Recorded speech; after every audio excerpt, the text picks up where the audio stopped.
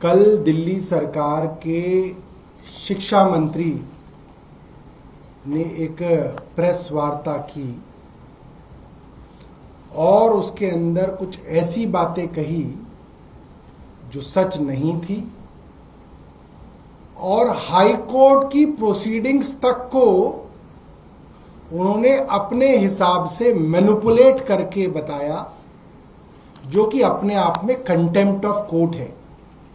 आप किसी कोर्ट की प्रोसीडिंग्स को गलत तरीके से इंटरप्रेट करके नहीं बता सकते, यह अपराध है।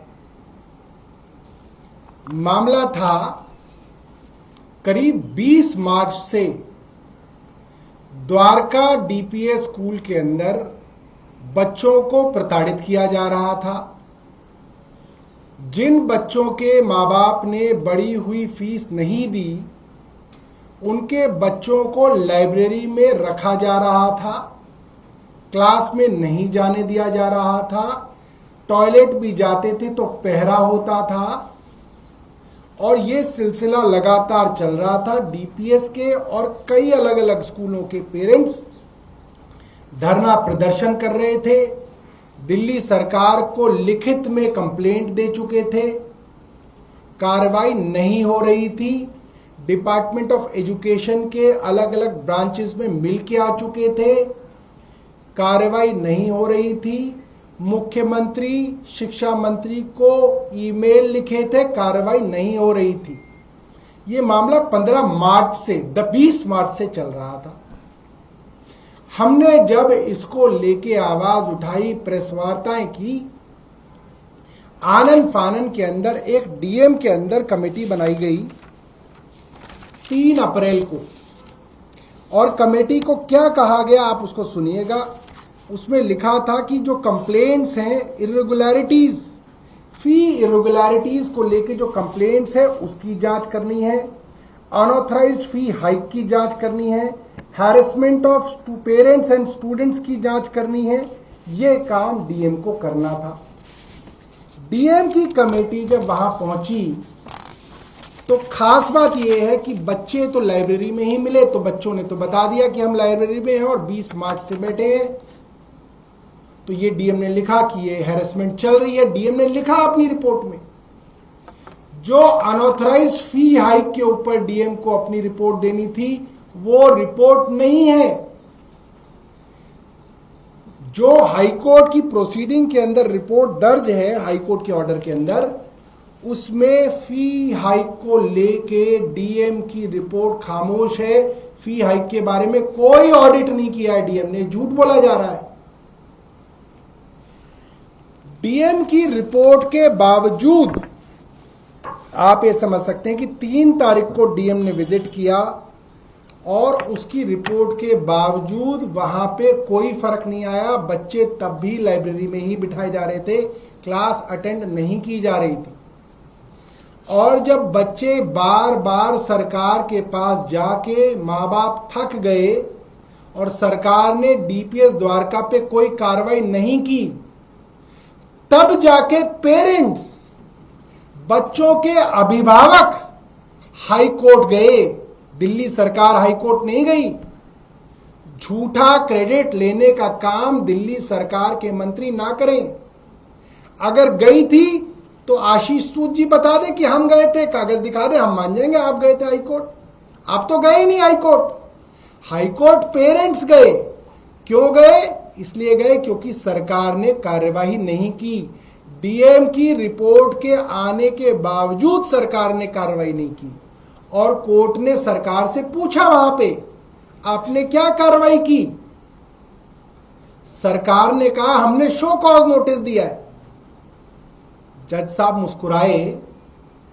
कोर्ट कह रही है कि 20 मार्च से बच्चे हैरेस हो रहे हैं, लगातार प्रताड़ना चल रही है, पेरेंट्स धरना प्रदर्शन कर रहे हैं। 3 तारीख को आपने कमेटी बना दी, रिपोर्ट आ गई, 16 तारीख कोर्ट में ये मामला आया। तब तक आप शोकॉज कर रहे हैं। कोर्ट ने कहा यह बात कि आप 7 दिन का शोकॉज दे रहे हैं, आप तो समय दे रहे हैं स्कूल को। उसी वक्त जब डीएम वहां गए और डीएम ने देखा बच्चों को लाइब्रेरी में बिठा के प्रताड़ित किया जा रहा है, तभी क्यों नहीं उनको वापस क्लास में बिठाया गया? डीएम ने क्या कार्रवाई की? इसके ऊपर सरकार के पास कोई जवाब नहीं था। कोर्ट ने यह भी पूछा, जब आपने देख लिया बच्चों का शोषण किया जा रहा है तो आपने प्रिंसिपल के ऊपर एफआईआर क्यों नहीं दर्ज कराई? कोर्ट ने पूछा सरकार से, सरकार के पास जवाब नहीं था, क्योंकि सरकार की कोई मंशा नहीं थी डीपीएस और डीपीएस जैसे स्कूलों पर कार्रवाई करने की। क्यों? क्योंकि बढ़ी हुई फीस तो 90-95% पेरेंट्स ने दे दी, बल्कि कह सकते हैं 99% पेरेंट्स ने बढ़ी हुई फीस दे दी। 1% है, उनको भी धीरे धीरे ठीक कर देंगे। इसलिए सरकार खामोश बैठी थी, चुप बैठी थी, शो कॉज नोटिस देके शांत बैठे थे। और एक और झूठ कल बोला गया।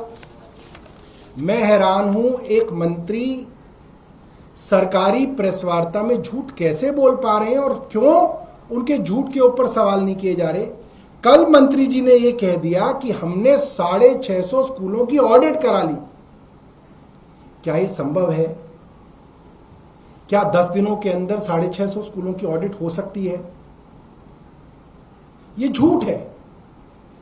सरकार ने ऑडिटर तक अपॉइंट नहीं किए। मैं दावे के साथ कह सकता हूं, अगर ऑडिटर अपॉइंट किए तो सरकार दिखा दे, वो ऑर्डर दिखा दे कि ये ऑडिटर अपॉइंट किए थे, इन ऑडिटर्स ने ऑडिट कर ली और ये ऑडिट की रिपोर्ट है।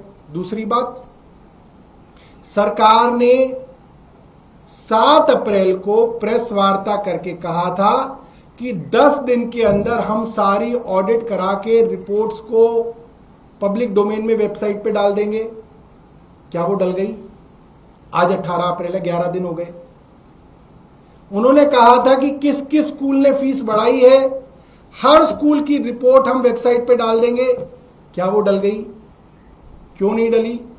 सरकार अगर खुद कह रही है कि हमने ऑडिट करा ली तो फिर रिपोर्ट डाल दें।